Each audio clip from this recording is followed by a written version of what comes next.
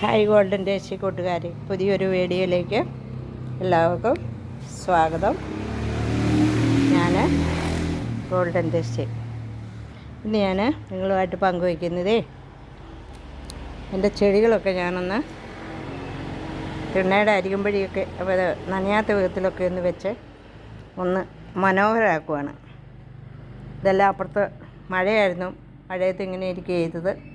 അപ്പോൾ അതിൻ്റെ ഇലകളെല്ലാം പതുക്കെ കരിയാൻ തുടങ്ങി. അപ്പോൾ കുറേശ്ശെ വെയിലേ കൊള്ളുന്നുള്ളൂ, പക്ഷേ എല്ലാം കരിയാൻ തുടങ്ങിയതുകൊണ്ട് ഞാൻ ഇവരെയൊക്കെ എടുത്തൊന്ന് സൗന്ദര്യമുള്ള ഒരു കുറച്ച് ഭംഗിയിലൊന്ന് ആക്കി വെക്കുക. അതിന് വേണ്ടിയിട്ട് ഇതാണ് ഇങ്ങനെയുള്ള ചെടികളൊക്കെ ഞാൻ ഈ ഭിത്തിയുടെ ഇങ്ങനെ അങ്ങോട്ട് വെച്ചു. അപ്പം കുറേശ്ശെ വെയിലും കൊള്ളാം, ബാക്കി സമയം നമുക്ക് തണലും ഉണ്ട്. അപ്പോൾ ഇതിങ്ങനെ വെച്ചില്ലെന്നൊരിക്കൽ ഇതിൻ്റെ ഇലകൾ മുഴുവൻ അങ്ങോട്ട് കരിയുക. ഇവിടെയൊക്കെ നമുക്ക് പെട്ടെന്നാക്കി എടുക്കാൻ പറ്റും. ഇതൊക്കെ ഒരു വർഷം ആകുന്നേ ഉള്ളൂ. ഞാൻ ഒത്തിരി നാളൊന്നും ആയില്ല ചെടികളൊക്കെ വെക്കാൻ തുടങ്ങിയിട്ടേ. അപ്പോൾ ഞാൻ ഈ ചെടികളൊക്കെ ഇച്ചിരി ഒന്ന് അകത്തിയൊക്കെ ഒന്ന് വെച്ചെങ്കിൽ മാത്രമേ നമുക്കിതൊക്കെ കാണാൻ പറ്റുന്നുള്ളൂ. അതാണ് അതിൻ്റെ മറ്റൊരു പ്രത്യേകത. അപ്പോൾ ഞാൻ ഈ ചെടികളൊക്കെ ഇലച്ചെടികളാണ് കൂടുതലും. പൂച്ചെടികൾ ഇവിടെ ഈ ഭാഗത്തില്ല. അതിന് ഇച്ചിരി വെയിലും ഒക്കെ അതിന് കൊണ്ടെങ്കിലേ അതിന് ഇഷ്ടമുള്ളൂ.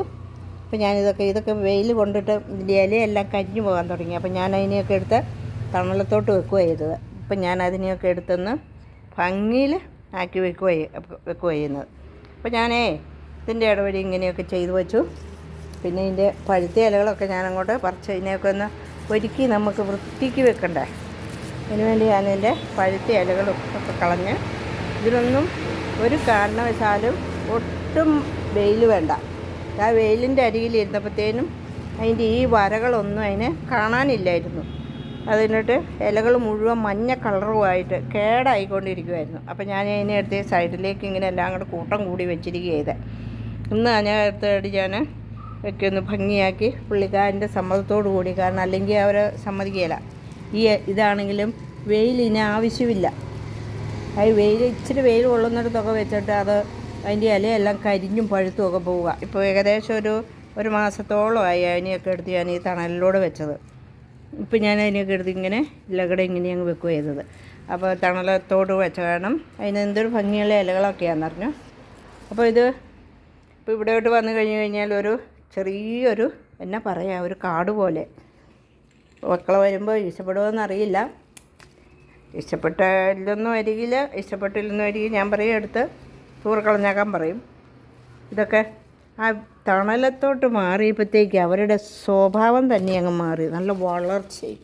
പിന്നെ അതിങ്ങളുടെ ഇലയുടെ ഭംഗിയാണ് എനിക്ക് ഇത് ഇഷ്ടം. ഉണ്ടോ, ആദ്യം മഞ്ഞയായിട്ട് ഇങ്ങനെ വന്നു, ഒരു മഞ്ഞപ്പച്ച പോലെ ഇങ്ങനെ വന്നു.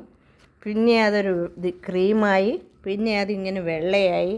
അതാണ് ഇവരുടെ ഇത്. പക്ഷേ ഇത് വെയിലിൻ്റെ അരിയിൽ നിന്ന് കഴിഞ്ഞാൽ ഇതിൻ്റെ അറ്റമെല്ലാം അങ്ങനെ അങ്ങ് കരിഞ്ഞ് പോകും.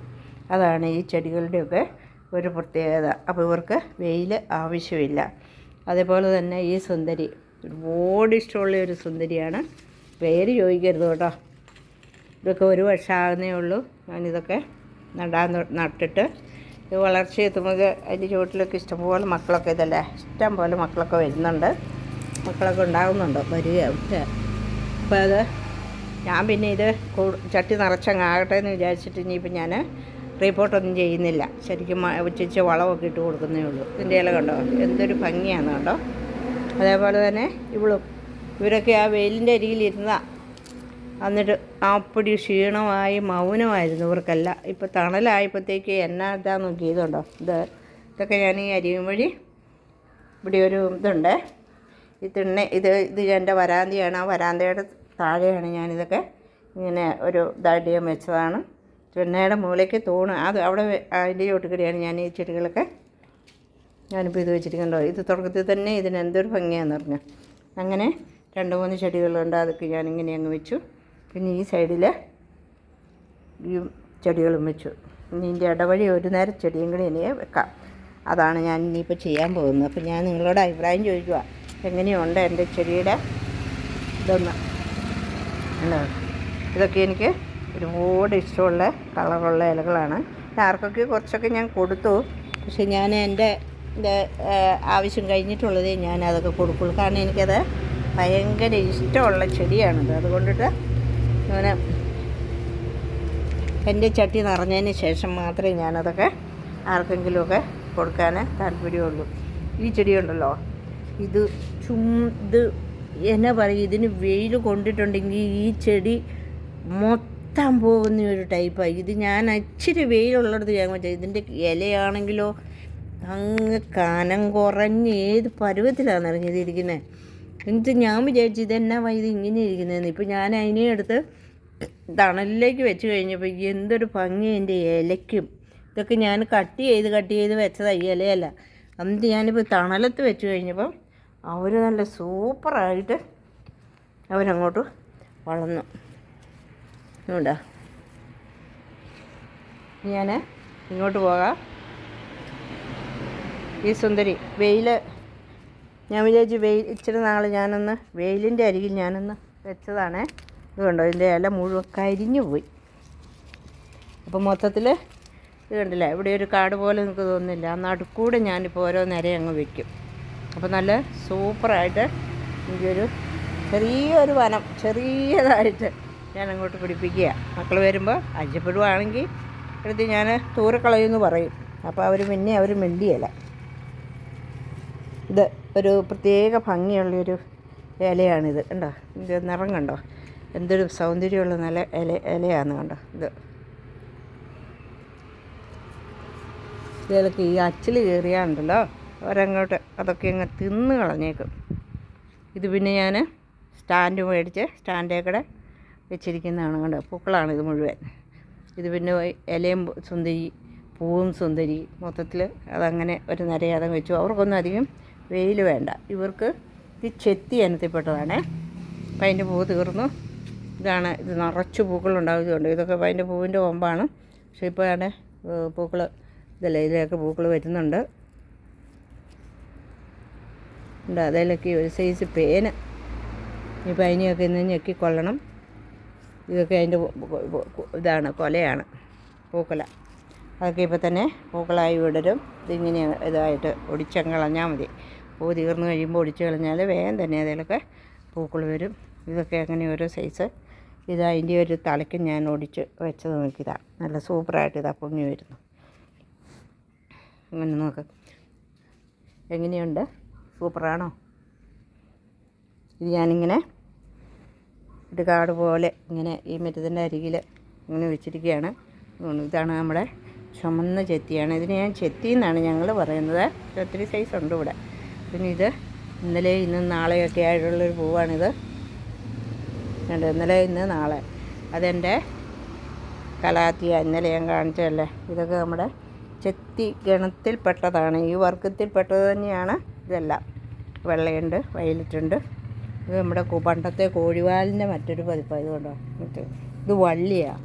ആ പൂക്കളിങ്ങനെ ആയി വരുന്നേ ഉള്ളൂ. ഇത് പിന്നെ ഹാങ്ങിങ് ചെടിയായിട്ടൊക്കെ വളർത്താം. പക്ഷേ നമുക്കിവിടെ ഹാങ്ങിങ് വെക്കാനായിട്ട് വലിയ സൗകര്യം ഇല്ലാത്തത് കൊണ്ടിട്ട് അത് ചട്ടിക്കകത്ത് ഞാനിങ്ങനെ വെച്ചിരിക്കുക കേട്ടോ.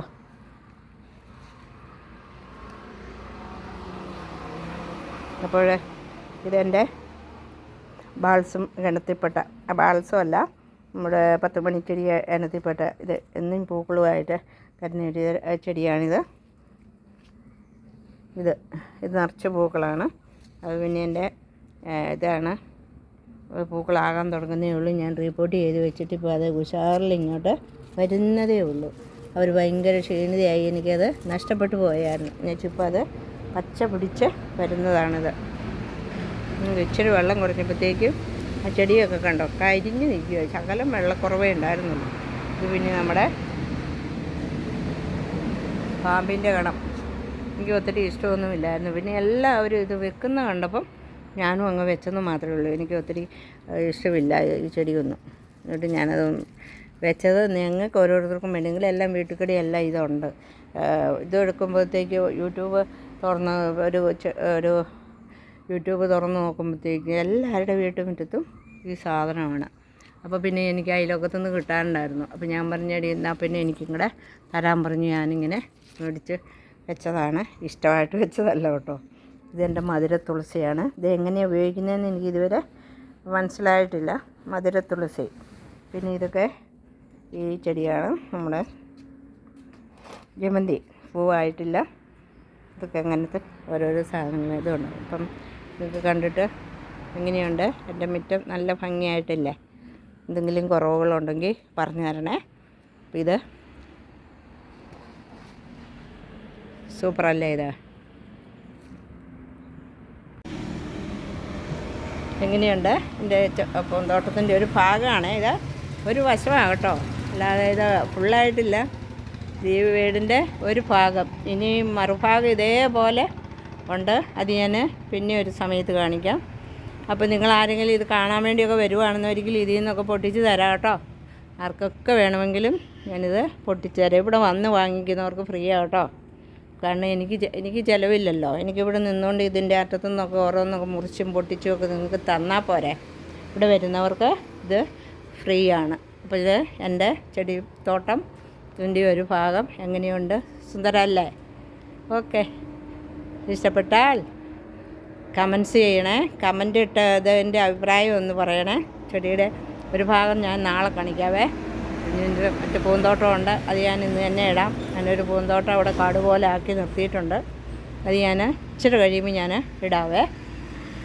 അതുകൂടെ ഇടുന്നുണ്ട്. അതിനൊക്കെ അഭിപ്രായങ്ങൾ കമൻസായിട്ടും ഒക്കെ തന്ന് എന്നെ ഒന്ന് പ്രോത്സാഹിപ്പിക്കണേ. പിന്നെ കൂട്ടുകാർ, എനിക്ക് 1000 വാച്ചവറും പിന്നെ സബ്സ്ക്രൈബ് 1500 സബ്സ്ക്രൈബും ഒക്കെ ആയി. നിങ്ങൾ ചെയ്തു തന്ന നന്മയ്ക്ക് ഒത്തിരി നന്ദിയും പ്രാർത്ഥനയും ഉണ്ട്. ആ സന്തോഷവും നിങ്ങളുമായിട്ട് ഞാൻ ഈ നിമിഷം പങ്കുവയ്ക്കുന്നു. Okay, by.